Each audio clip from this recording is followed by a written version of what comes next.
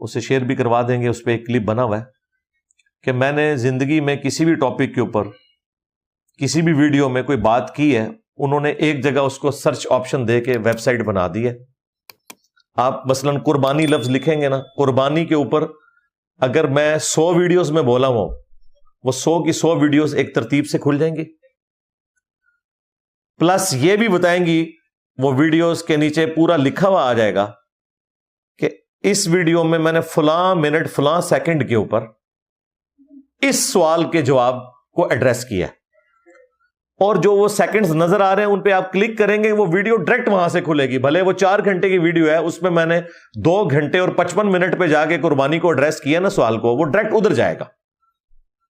یہ کوئی بزرگان دین کام نہیں کر سکتا, ایک کمپیوٹر ہی کام کر سکتا ہے.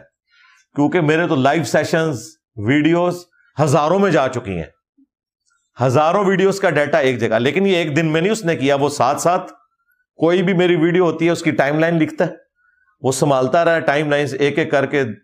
دریا کے اب سمندر بن چکا ہے وہ قطرے جمع ہو کے.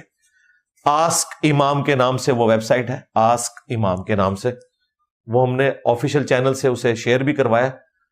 تو اس میں آپ جا کے الفاظ کے اوپر, جس طرح آپ گوگل میں جا کے سرچ کرتے ہیں تو ساری ترتیب سے آ جاتی ہیں چیزیں, یوٹیوب کے اوپر یہاں تو بالکل اسپیسیفک ایک ایک لفظ کے اوپر ایگزیکٹلی اس جگہ پہ پہنچ جائے گا.